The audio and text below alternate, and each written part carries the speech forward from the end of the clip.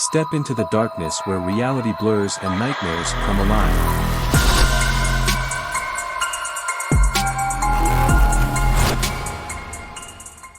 It all began with a whisper, a soft, barely audible murmur that seemed to slither through the trees like a serpent in the dead of night. My friends and I had ventured into the woods on a dare, eager to explore the mysteries that lurked within the dense foliage. Little did we know, we were about to stumble upon something far more sinister than we could ever imagine.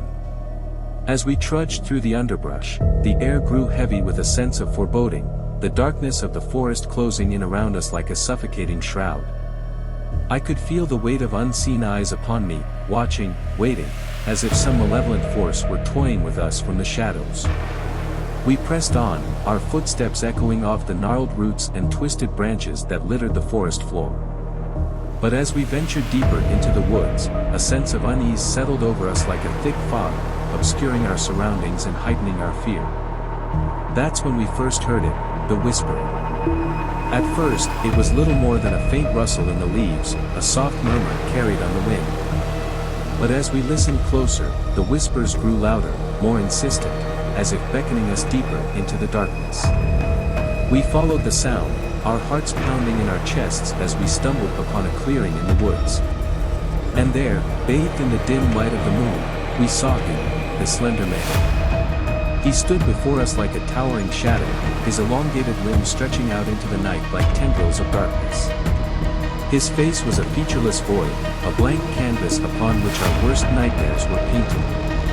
I wanted to run, to flee from this abomination and never look back.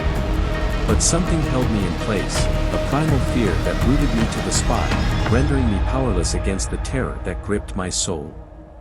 The Slender Man beckoned to us with a silent gesture, his form swaying gently in the breeze like a specter from another realm.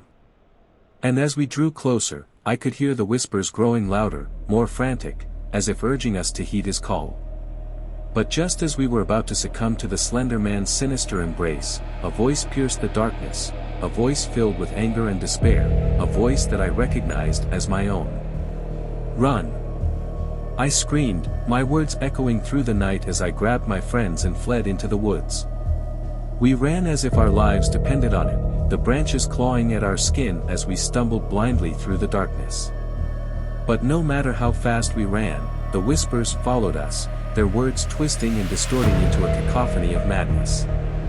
I could feel the Slender Man's presence looming over us like a shadow, his malevolent gaze burning into my soul with every step we took. And then, just when I thought we couldn't go on, we stumbled upon a clearing in the woods, a clearing bathed in the soft light of the moon. We collapsed to the ground, gasping for breath as we stared up at the night sky, our hearts pounding in our chests. But as I looked around, I realized that something was horribly wrong. My friends were gone, their bodies swallowed up by the darkness, leaving me alone in the forest with nothing but the whispers and the haunting gaze of the Slender Man. I knew then that I was trapped in his domain, a prisoner of the shadows doomed to wander the woods for all eternity. And as the whispers grew louder, more relentless, I knew that my fate was sealed, that I would never escape the haunting of the Slender Man.